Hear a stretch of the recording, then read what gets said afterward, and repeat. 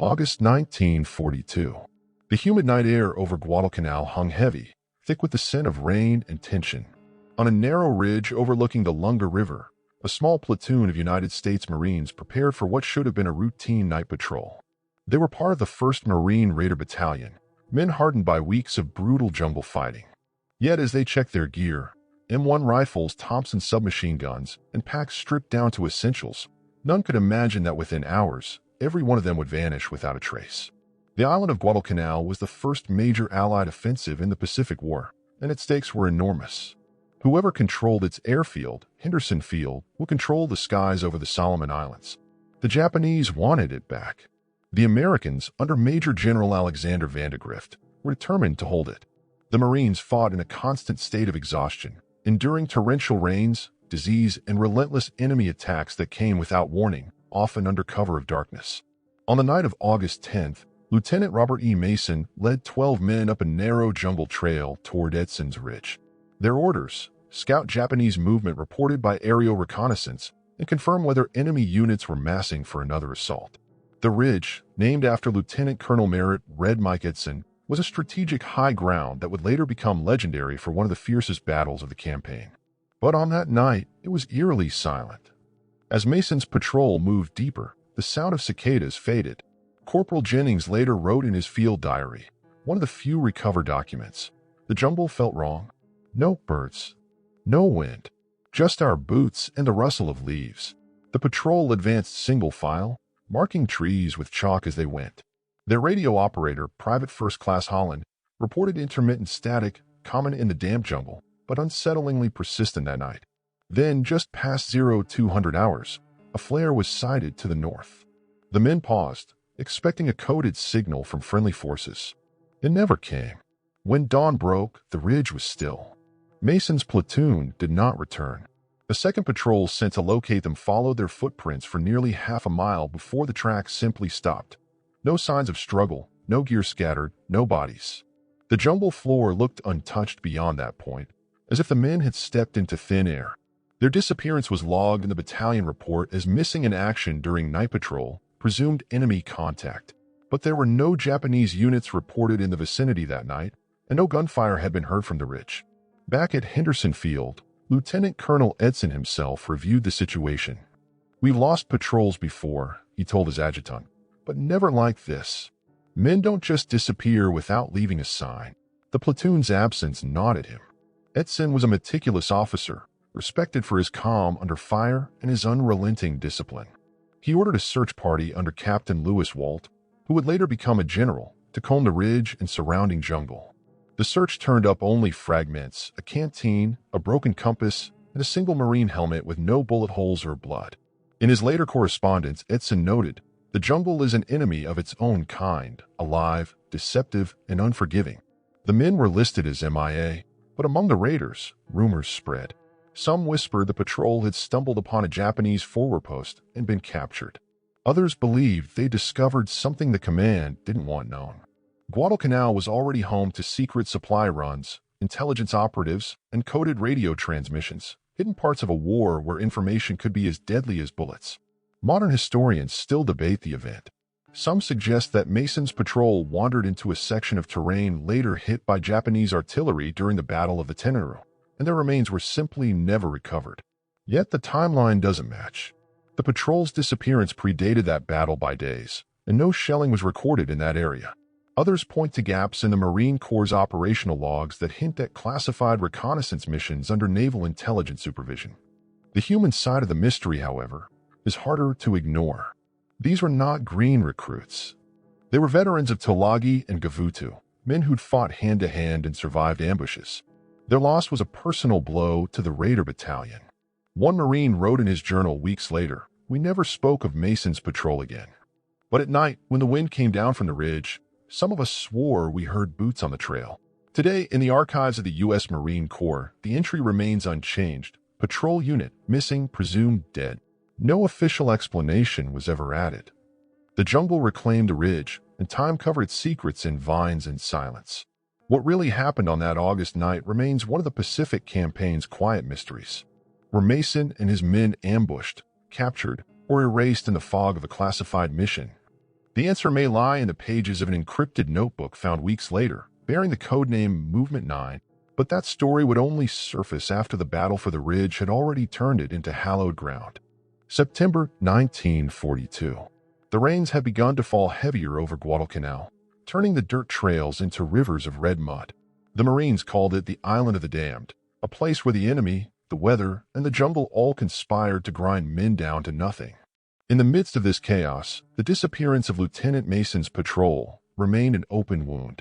Now weeks later, the 1st Marine Raider Battalion, under Lieutenant Colonel Merritt Red Mike Edson, was about to fight for its life on the very ridge where Mason and his men had vanished. Edson's Ridge, later renamed Bloody Ridge, was a narrow spine of high ground south of Henderson Field. It was the key to the Marines' defense. If it fell, the Japanese would have a direct path to the airfield. But before the infamous battle began, Edson had ordered his raiders to investigate the strange reports surrounding the missing patrol. Captain Lewis Walt, leading a small team, retraced the route Mason's men had taken. What they found was unsettling. Scattered gear, a compass, torn field map, and a small water-damaged notebook lay half-buried beneath the roots of a banyan tree. The notebook was unlike standard Marine-issue field gear. Its pages were coded, written in a cipher none of the men recognized. On the inside cover were 2 words scrawled in fading pencil, Movement 9. Sergeant Davis, one of Edson's veterans, reportedly muttered, "This ain't Mason's handwriting." The implication was clear. Someone else had been using the ridge before the battle, someone working in secrecy. The discovery was logged quietly, with Edson noting it in his field journal, but never mentioning it in his official report. As they prepared defensive positions, the men couldn't shake the feeling that they were fighting on ground that already held ghosts. The Japanese were gathering in force, and Edson's raiders dug in, machine guns, mortars, and bayonets ready. "We knew they were coming," Edson later recalled, "but we didn't know when or how many." On the night of September 12th, the ridge exploded in chaos.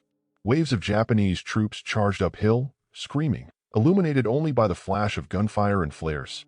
For 48 hours, the raiders held their ground in one of the bloodiest engagements of the campaign. In the aftermath, the ridge was carpeted with the bodies of nearly 800 Japanese soldiers. But amid the debris, another unsettling detail emerged. Near the southern slope, Edson's men found a small dugout lined with wooden crates stamped not with Japanese characters, but with English markings. Inside were old field radios, partially dismantled, and documents referencing intelligence coordination, lantern ops, Guadalcanal sector. None of the Marines knew what it meant. When they tried to report the find, the documents were quickly confiscated by an arriving group of naval intelligence officers who said little and took everything away. One of the raiders, Private Harold Finch, later told a war correspondent, "They came out of nowhere, clean uniforms, no unit patches. Told us to forget what we saw. Said it was a matter of national security."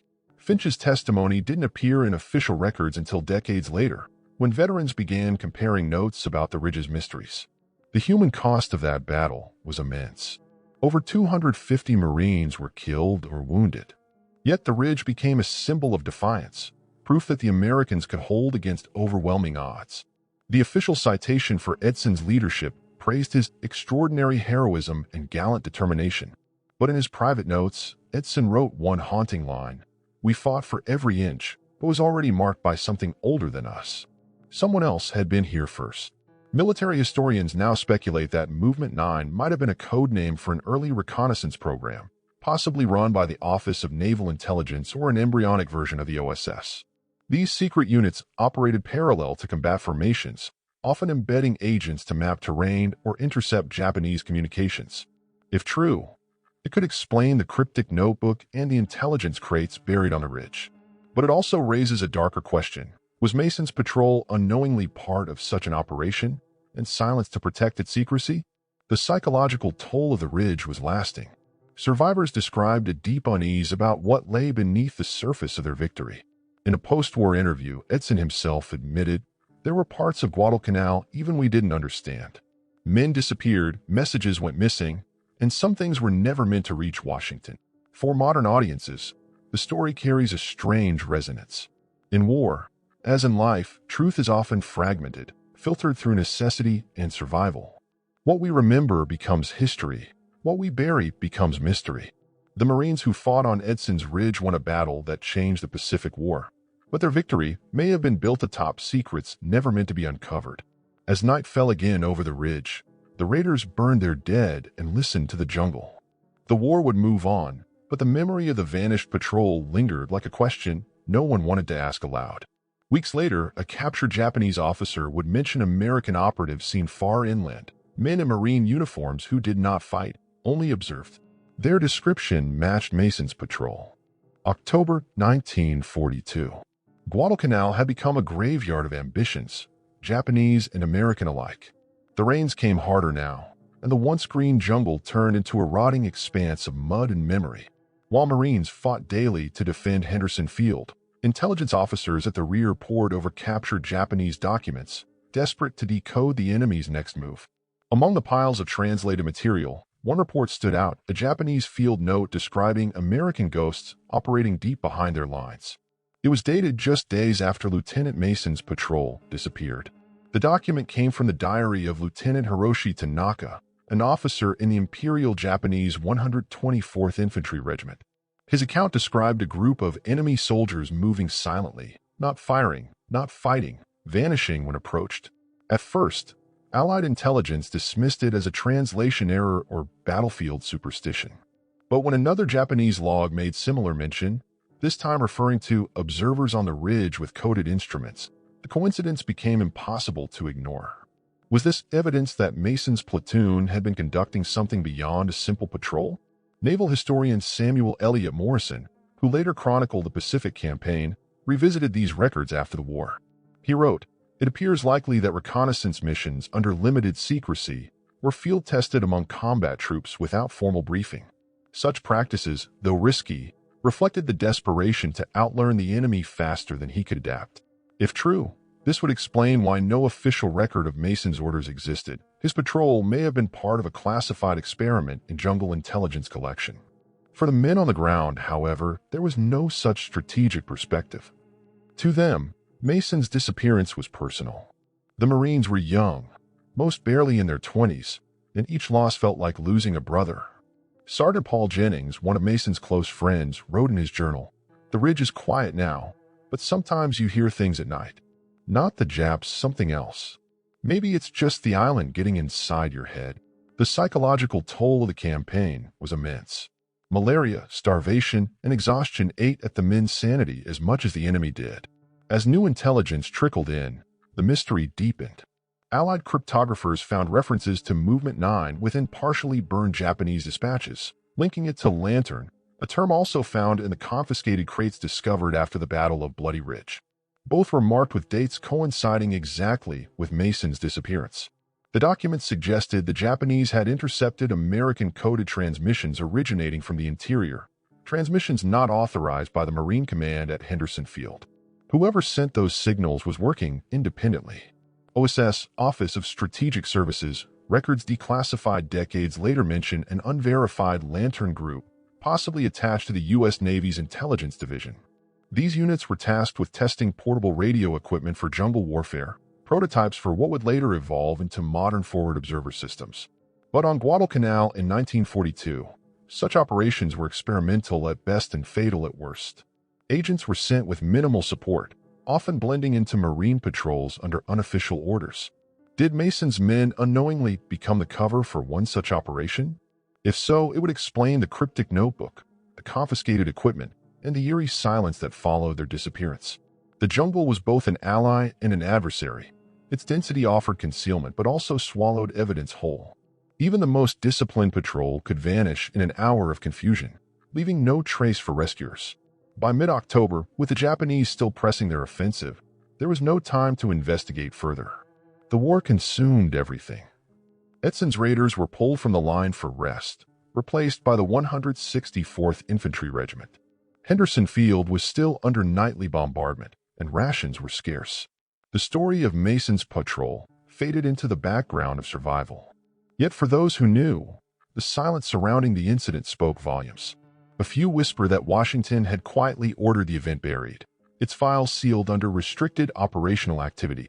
In hindsight, The Guadalcanal campaign revealed how early the Allied forces began experimenting with intelligence tactics that would later define modern warfare: signal interception, covert recon, and integrated field operations.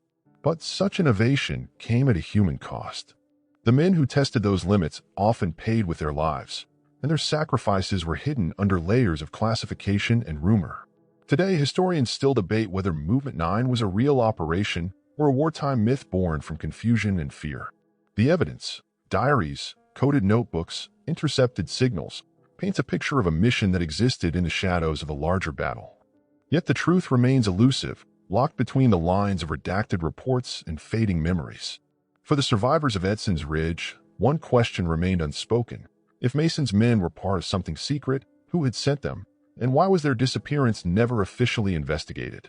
The answer would begin to surface years later, when declassified OSS documents revealed an operation with a familiar name, Project Lantern. But before those files saw daylight, Guadalcanal will claim many more lives, and the Ridge would keep its secrets buried beneath the roots of the banyan trees. The year was 1944.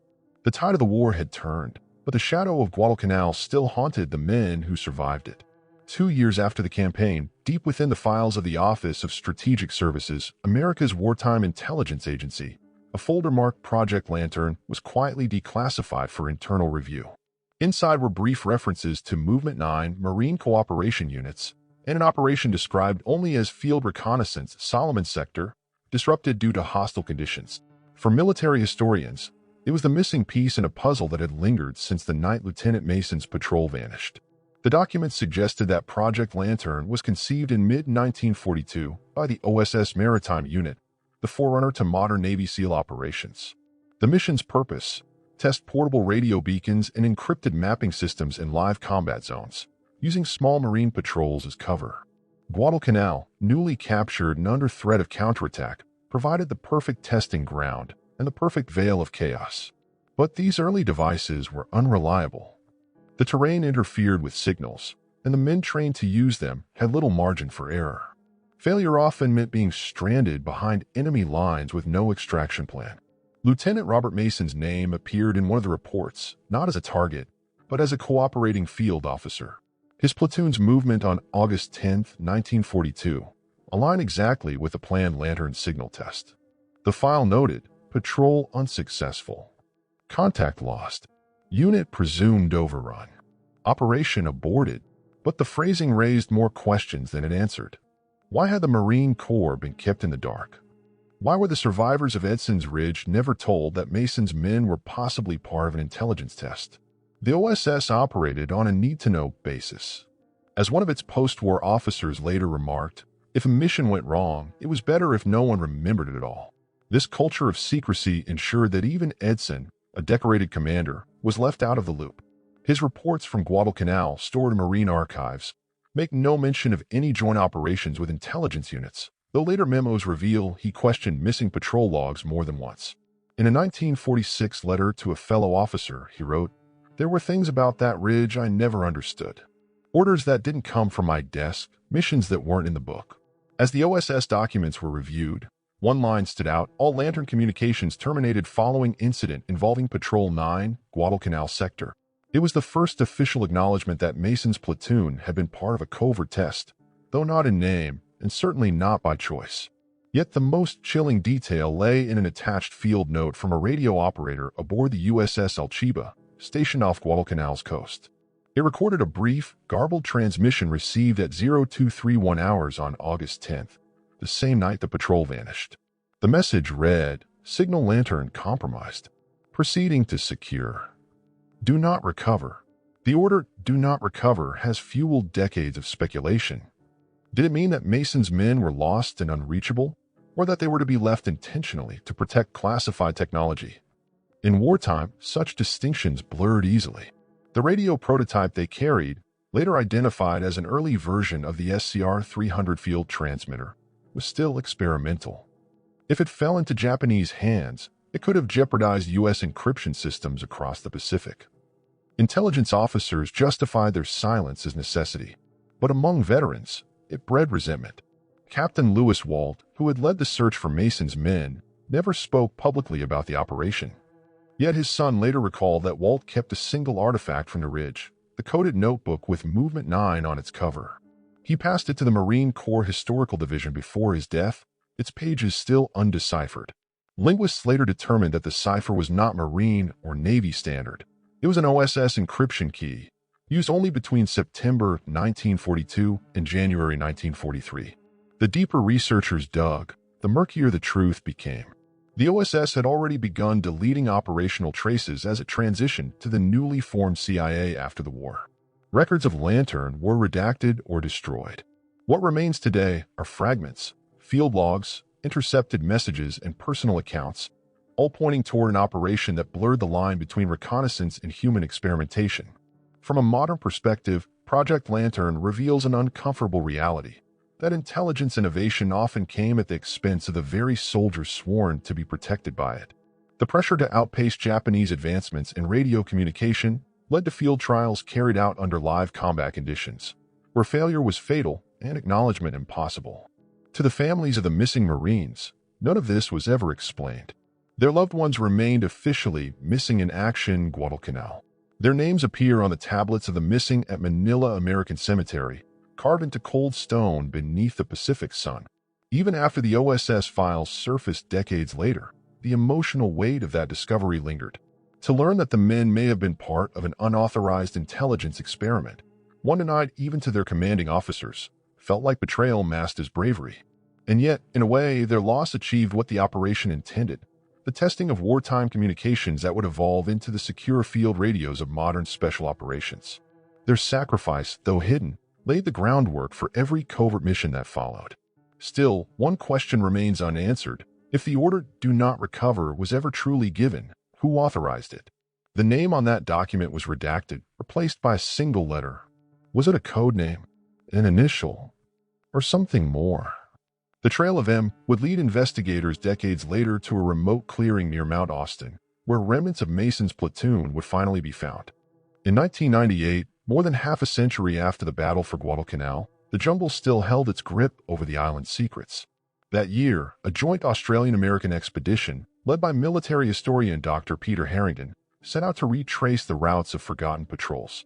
Their mission was simple: document unmarked sites and locate potential remains of missing soldiers.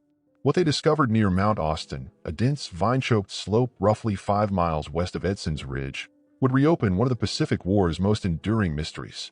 The expedition team used metal detectors and ground-penetrating radar to search areas never before surveyed.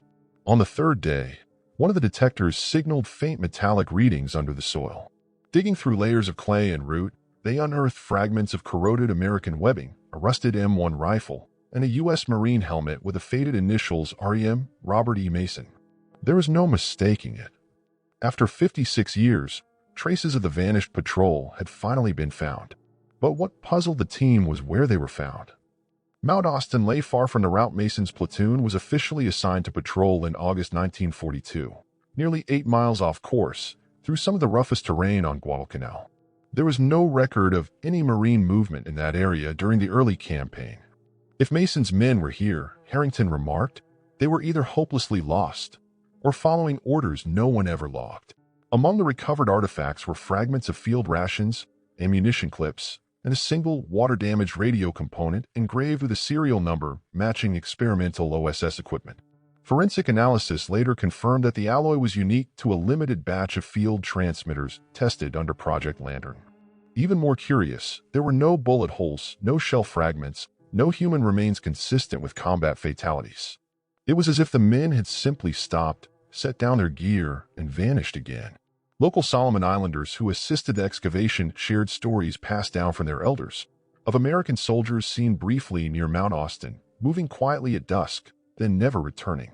One elder recalled, they looked tired, sick, and afraid. We offered food, but they refused. Said they were not to be seen. The timing of these oral accounts matched the final days of Mason's patrol. To researchers, it suggested the men had survived for at least several days after losing contact, perhaps continuing the mission they had been sent to complete. Back in the United States, the discovery reignited debate among military historians. Were Mason's Marines abandoned under secret orders to preserve classified technology? Or were they attempting to reach a predetermined extraction point? The lack of skeletal remains complicated the picture. A few small bone fragments were found nearby, but DNA testing proved inconclusive due to tropical degradation. What remained was circumstantial, but chillingly consistent with the suppressed OSS files uncovered earlier. Dr. Harrington's report noted a particularly intriguing find, a small aluminum plate stamped property of U.S. Navy Lantern Division. No such division existed on any official wartime roster. However, declassified correspondence from 1943 revealed the phrase was used internally by OSS logistics officers when routing supplies for covert naval intelligence operations. The plate's presence at Mount Austin strongly implied that Mason's patrol had either been diverted or instructed to rendezvous with an unmarked unit. If true, it meant the Marines weren't lost, they had been redirected. The U.S. Marine Corps publicly acknowledged the discovery, but stopped short of revising the official record. Their statement read, "Artifacts recovered near Mount Austin are consistent with Marine issue. The site will be preserved as a probable patrol location. No further investigation is planned." To the families of the missing men, this was both closure and heartbreak. They finally had evidence of where the platoon ended its journey, but no answers as to why. Journalist Dana Wilcox, who covered the excavation for Military History Quarterly, later wrote, "It's the silence that's most haunting. No sign of combat, no defensive positions, no sign they were hunted. Just an empty space where men once stood and disappeared. It's as if the jungle itself honored an unspoken command to keep their secret." For veterans of the Guadalcanal campaign, the rediscovery stirred memories long buried. Many saw it as proof of how wartime secrecy blurred the lines between heroism and expendability. "Those boys were used as test subjects," one aging Marine said during a 1999 reunion. "They died for something the history books won't even name." From a modern perspective, the Mount Austin discovery highlights the human cost of intelligence progress. Every advancement in communication, every covert innovation was paid for in risk, and sometimes in silence. The men of Mason's platoon may never have known they were part of a clandestine experiment, yet their fate directly shaped the tools of modern warfare. Still, even among the evidence and analysis, one question refused to die. If the patrol had reached Mount Austin, why did they stop? A final entry in the excavation log, scrawled by Harrington himself, hints at what may have been their last act. Rusted signal plate found beside a flat clearing. Pattern of stones nearby, possible landing zone marker. If this was their destination, no one ever came for them. In the end, the ridge, the jungle, and the mountain formed a triangle of silence, each keeping a piece of the truth. And somewhere in that silence, the fate of the vanished Marines lingered, waiting for one final revelation. Today, on the humid slopes of Guadalcanal, time has nearly erased the scars of war. The jungle has reclaimed the foxholes, the vines have swallowed the trails, and the ridge where men fought and vanished has become a quiet rise overlooking the sea. Yet even after more than 80 years, the story of Lieutenant Robert Mason's platoon refuses to fade. Their names, engraved on the tablets of the missing at Manila American Cemetery, still mark an absence history has yet to explain. Modern researchers have pieced together much of the story from scattered fragments, coded notebooks, declassified OSS documents, field logs, and the artifacts found near Mount Austin. The emerging picture is both fascinating and unsettling. It now appears likely that Mason's platoon was diverted under orders from an unacknowledged intelligence program, Project Lantern, tasked with testing encrypted field radios and mapping enemy troop movements in real time. When the operation failed, the men were written off, their mission erased to protect classified methods. Their disappearance was not an accident of war, but a calculated omission in the official record. In 2011, a joint U.S.-Australian report confirmed what many historians had long suspected. One of the Lantern test transmitters recovered at Mount Austin matched schematics for an early SCR-300 prototype, the first portable radio that would later become standard for Allied communications in Europe. The men who carried it, unwitting pioneers of field intelligence, had effectively helped shape the communications backbone of modern warfare.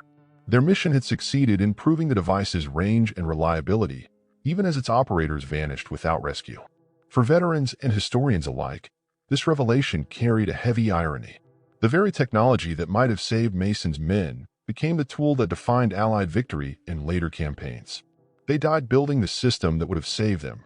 One retired Marine colonel remarked at a 2015 memorial event, "Their silence became the signal the rest of us built upon." The psychological impact of their story extends beyond military history. It reflects the moral tension at the heart of modern conflict, the balance between secrecy and sacrifice. Every war demands innovation, but innovation often demands human testing under impossible conditions. The lesson of Guadalcanal's vanished Marines is not just about lost men, but about the price of progress. As Dr. Harrington, the Mount Austin expedition leader, later said in an interview, "We remember the victories, but rarely the experiments that made them possible."